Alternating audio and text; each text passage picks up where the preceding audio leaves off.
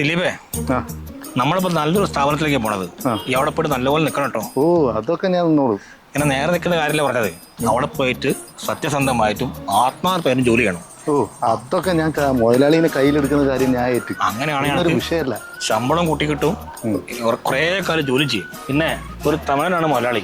ഈ നോക്കിയും കണ്ടൊക്കെ നിൽക്കണം. ഈ മാമനെ പറയിപ്പിക്കില്ലോ. അതൊക്കെ ഞാൻ ഏറ്റു മാമ. പിന്നെ തമിഴ് നമ്മ വിജയ് ഫാനാ. ഭാഗ്യം മാമ. സ്ഥലത്തെത്തിണ്ട്, മുതലാളി അവിടെ നിൽക്കുന്നുണ്ട്. ഒന്ന് ഡീസന്റ് ആക്കിയേ. ഓക്കെ, ടെൻഷൻ ആക്കല്ലേ. ഡീസന്റ് ആയി വിട് മുതലാളി. ആ രാജുവാ, എന്നാ എന്താ പൊക്കോ? ഇതാണ് ഞാൻ പറഞ്ഞ ആള്. എന്റെ അനന്തരനാണ്. നല്ല നിഷ്കളങ്കനും ആത്മാർത്ഥമുള്ളവനാ. നീ എല്ലാ വേലയും ചെയ്യുമാ? എല്ലാ വേലയും ചെയ്തു. അപ്പടിയാ? ജോലി ചെയ്താല് ഇവിടെ നല്ല ഐശ്വര്യം ഉണ്ടാവും.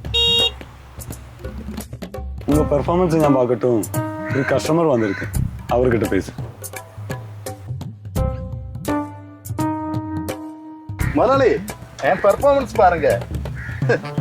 മുതലാളി ഇതവൻ പൊളിച്ചടക്കും. പാറുക. സാർ എന്താ വേണ്ടത്? ചായ, പരിപ്പ് വട, സുഗീന?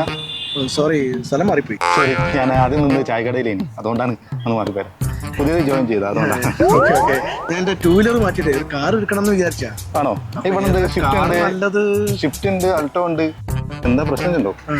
മൈലേജ് ഉണ്ടാവില്ല, ഭയങ്കര പൈസയാണ്. 2 ലക്ഷത്തിന് മുകളിൽ വരും സെക്കൻഡ് ഹാൻഡ് ആകുമ്പോ. സെക്കൻഡ് ഹാൻഡ് ആകുമ്പോ എന്റെ ഭാര്യന്റെ ഒരു ആഗ്രഹമായിരുന്നു വണ്ടി മാറ്റിയിട്ട് കാർ എടുക്കണം.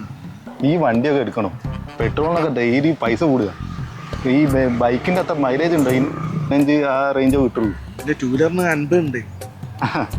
പിന്നെ വെറുതെ റിസ്ക് എടുക്കണം. രാജു നല്ല പയ്യനാ. വെറുതെ അധിക ചെലവാക്കണ്ട. ടോളി രാജു இங்க வா. എന്താ മുതലാളി? உங்க 2 பேரும் இந்த ஏரியால பார்த்தா கண்டம் துண்டமா வெட்டி போடுவாங்க. ஓட அங்கே இருந்து മുതലാളിക്ക് ഇമ്പ്രസ് ചെയ്യണ്ടാവും.